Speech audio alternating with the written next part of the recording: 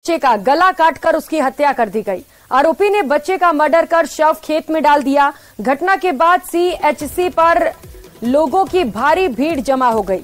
फिलहाल शाहजहांपुर थाना पुलिस पूरे मामले को लेकर जांच कर रही है। दरअसल शाहजहांपुर कस्बे में आज रविवार सुबह खेत में तकरीबन 10 साल के बच्चे का शव मिला है। बच्चे को किसी अज्ञात व्यक्ति के द्वारा गला काटकर उसकी हत्या कर दी गई है। शाहजहांपुर कस्बे के बंजारा बस्ती निवासी अनिल पुत्र पांडु बंजारा शनिवार शाम घर से खेलते वक्त लापता हो गया था, जिसका शव पास के खेतों में पड़ा मिला है। मृतक बालक अनिल के ताऊ रणजीत सिंह ने बताया कि उनके भाई पांडु का लड़का अनिल शनिवार शाम घर के पास खेलते हुए गायब हो गया था। परिवारजनों के द्वारा बच्चे को काफी जगह पर ढूंढा गया, लेकिन बच्चा मिला नहीं। इसके बाद बच्चे के गायब होने की सूचना पुलिस को दी गई। आज सुबह के पास के खेत में बच्चे का शव मिला है। बताया जा रहा है कि धारदार हथियार से गला काटकर उसकी हत्या की गई है। तो धारदार चाकूनुमा हथियार से पेट में भी निशाना किया गया है। कई बार पेट में वार कर उसे मौत के घाट उतारा गया है।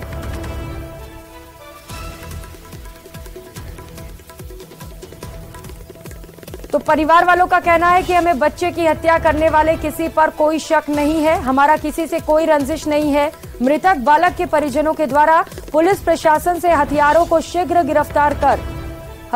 गिरफ्तार कर पूरे मामले पर खुलासा करने की मांग की जा रही है। बच्चे की हत्या की सूचना पर कस्बे के लोग काफी संख्या में शाहजहांपुर सीएचसी पर जमा हो गए।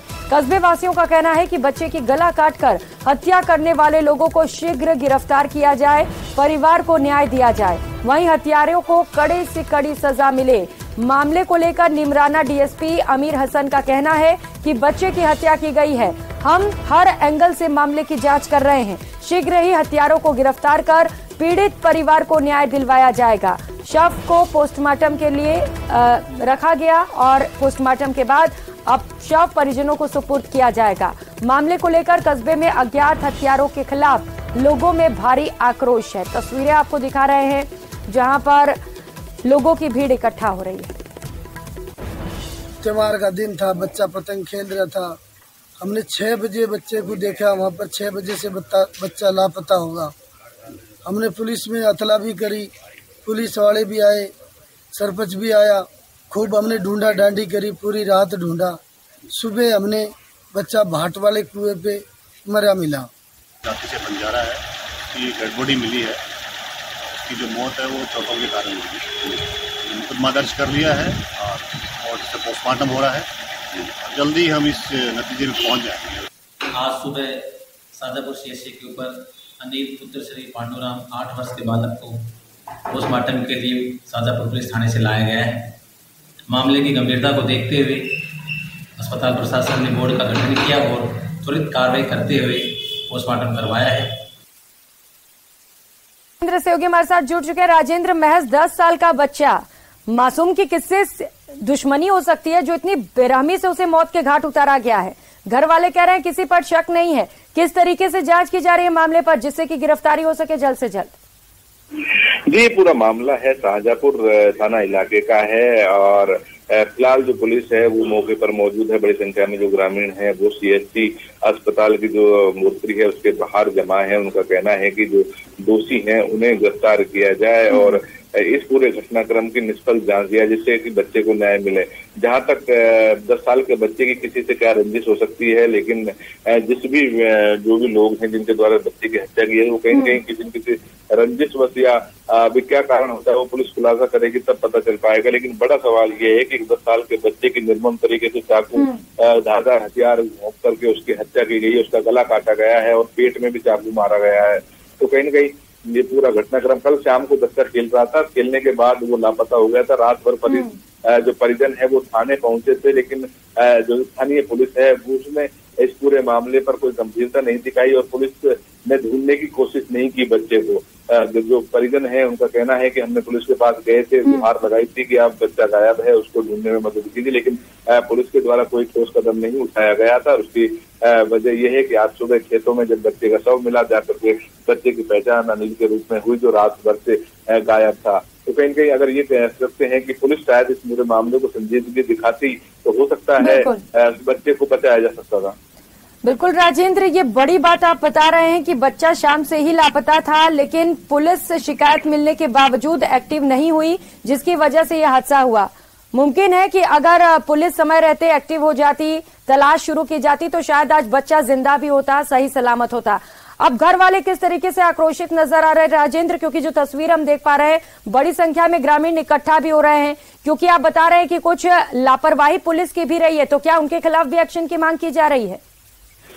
जी, जो परिवार है उनका सीधा सा कहना है कि जो भी इस घटनाक्रम के लिए दोषी हैं उनके खिलाफ कड़ी से कड़ी कार्रवाई हो। लेकिन सबसे बड़ी बात यह है कि क्या पुलिस उन हत्यारों तक पहुंच पाएगी, या जो दोषी लोग हैं जो ड्यूटी पर तैनात पुलिसकर्मी थे, क्या वो संजीदगी दिखाते इसको बच्चे को शायद बचाया जा सकता था। एक प्रयास अगर होते, सामूहिक प्रयास, पुलिस साथ देती, ग्रामीण और लोग लगते तो बच्चे के साथ, लेकिन परिजनों ने अपने स्तर पर रात भर बच्चे को ढूंढने की कोशिश की थी। लेकिन सुबह जब जाके बच्चे का ग्रामीण जो पशु का चारा लेने के लिए जो महिलाएं गई, तो लोग गए, उन्हें वो सब दिखाई दिया। उसके बाद ग्रामीणों को सूचना दी, तब जाकर के बच्चे की पहचान हुई, फिर पुलिस को मौके पर बुलाया गया। बिल्कुल राजेंद्र, 10 साल के बच्चे की निर्मम तरीके से हत्या की गई है। बेहद गंभीर ये मामला, और इसे लेकर प्रतिक्रियाएं आने भी शुरू हो गई हैं। बड़ी खबर इस मामले से जुड़ी आपको बता दें, बच्चे की हत्या के मामले को लेकर बीजेपी ने कांग्रेस पर निशाना साधा है। बीजेपी नेता लक्ष्मीकांत भारद्वाज ने सवाल उठाए हैं, कानून व्यवस्था को लेकर सवाल खड़े किए गए हैं। राजेंद्र, तो मामला अब राजनीतिक रूप लेते हुए भी नजर आ रहा है, क्योंकि लगातार बीजेपी की ओर से एक बड़ा मुद्दा उठाया जा रहा है, लॉ एंड ऑर्डर का। सुनाते हैं क्या कुछ कहा जा रहा है बीजेपी की ओर से। राजस्थान के निमराना में जिस तरीके से 8 साल के बच्चे की गला काटकर हत्या कर दी गई, इससे घृणित राजस्थान प्रदेश के लिए कुछ हो नहीं सकता है। कांग्रेस पार्टी की नकारा निकम्मी सरकार के राज में प्रतिदिन इस गौरवशाली प्रदेश के माथे पर कलंक लग रहे हैं। आज सुबह लूणकरशन में एक युवक की हत्या कर दी गई, और दोपहर नहीं हुई उससे पहले खबर आई कि निमराना में जिस तरीके से एक बच्चे को गला काट दिया गया, दलित बच्चे का गला काट दिया गया। आप सोच सकते हैं कि कानून का इकबाल किस तरह से खत्म हो चुका है पूरे प्रदेश भर में।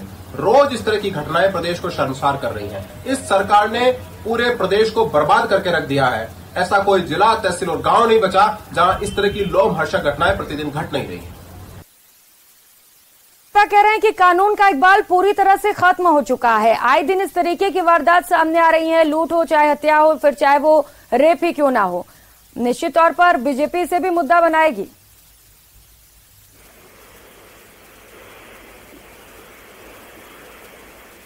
मेरी आवाज पहुंच रही है आप तक राजेंद्र?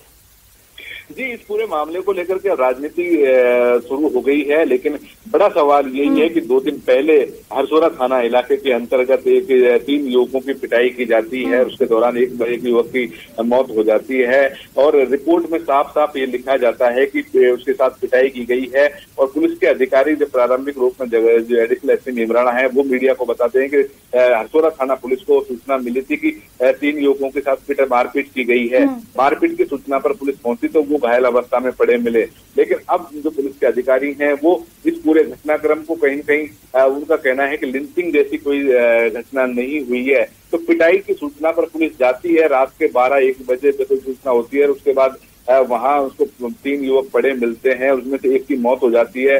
तो फिर पुलिस पूरे मामले को किस तरीके से उसको मोड़ने की कोशिश कर रही है, क्या करता है। आरोप जो परिजन है, जो हरसोरा थाने वाला मामला है, उसके परिजनों का आरोप है कि पुलिस के द्वारा साक्ष्यों को इस वक्त एसपी रंजीता शर्मा खुद हमारे साथ जुड़ चुकी है। रंजीता जी, ये जो घटनाक्रम हुआ है, पुलिस पर भी सवाल खड़े हो रहे हैं, क्योंकि जो परिवार वाले वो कह रहे हैं कि पुलिस को शिकायत दी गई थी, बच्चे के लापता होने की कोई कार्रवाई नहीं की गई। क्या कहेंगे इस पर आप?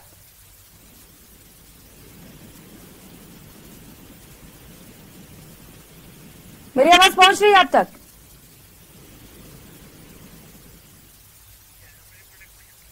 शायद एसपी से संपर्क नहीं हो पा रहा है, दोबारा से कोशिश करेंगे, क्योंकि जरूरी हो जाता है कि सीधे पुलिस से ही हम सवाल करें, क्योंकि कार्यशैली पर सवाल खड़े होने लगे हैं अब।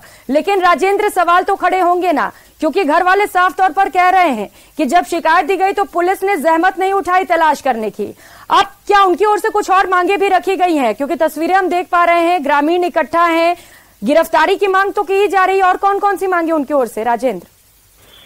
जी, स्थानीय लोग जो मौजूद हैं उनका कहना है कि जो पीड़ित परिवार है, गरीब परिवार है, उसको आर्थिक मुआवजा दिया जाए। उसके अलावा जो दोषी हैं उनको तुरंत गिरफ्तार किया जाए, जिससे उसको सजा दिलाई जा सके। साथ में तीसरी मांग ये है कि जो पुलिसकर्मी है जिनके द्वारा इस पूरे घटनाक्रम में लापरवाही बरती है पुलिस के द्वारा, इस पूरे मामले को अगर शायद समय रहते सीधे सीधे दोषी नहीं कह सकते, लेकिन सीधा ये है कि पुलिस का काम ये है कि जो अपराध की सूचना मिलती है उस पर तुरंत कार्रवाई की जाए। तो वो उस कहीं न कहीं पुलिस इस पूरे मामले को कहीं जब मिसिंग की रिपोर्ट आती है तो पुलिस हमेशा रवैया, हर मामले में नहीं होता लेकिन अधिकतर मामलों में यही रवैया होता है कि पुलिस, क्योंकि कई मामले ऐसे भी हुए हैं जहाँ पुलिस ने तुरंत कार्रवाई की है, बच्चों को बचाया है अपहरण के मामलों। एसपी साहिबा हमारे साथ जुड़ चुके हैं रंजीता जी। रंजीता जी, जो घटनाक्रम हुआ है, 10 साल के बच्चे की हत्या की गई है, सवाल उठ रहे हैं पुलिस की कार्यशैली पर। परिवार वाले कह रहे हैं कि पहले ही रिपोर्ट दर्ज कराई गई थी कि बच्चा लापता है, पर पुलिस ने कुछ नहीं किया, क्या कहेंगे आप?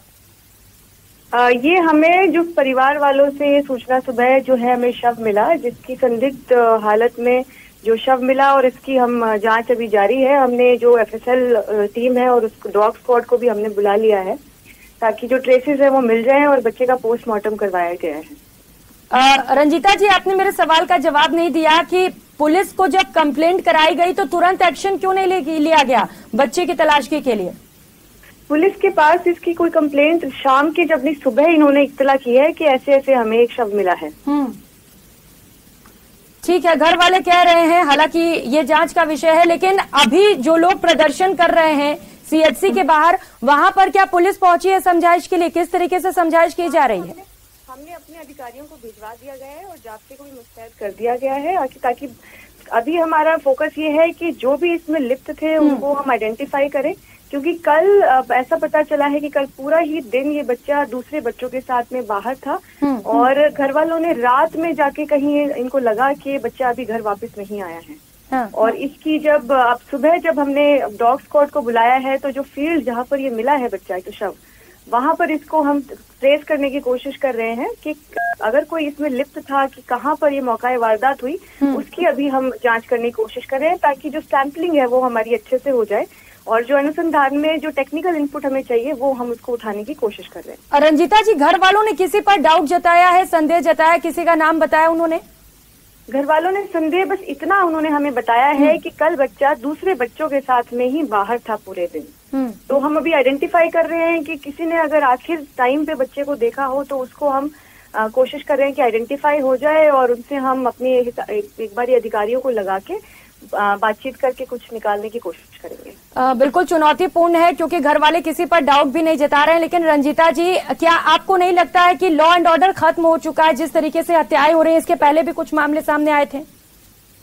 ये जो पूरा क्षेत्र है वो ट्रेडिशनली यहाँ पर ये क्राइम प्रोन एरिया रहा है। अब इसमें देखने वाली बात ये रहेगी कि कितनी जल्दी हम इस जो भी इसमें इन्वॉल्व थे उनको पकड़ पाते हैं और जो अनुसंधान है उसको आगे ले जा पाते हैं। बिल्कुल जरूरी है कि जल्द से जल्द आरोपी को गिरफ्तार किया जाए। बहुत शुक्रिया रंजीता जी आपका न्यूज 18 राजस्थान के साथ जुड़ने के लिए। तो उम्मीद की जानी चाहिए कि जल्द से जल्द आरोपी पुलिस के गिरफ्त में होगा, क्योंकि लोगों में गुस्सा है। जिस तरीके से लगातार घटनाएं सामने आ रही हैं उसे लेकर लोगों में आक्रोश है।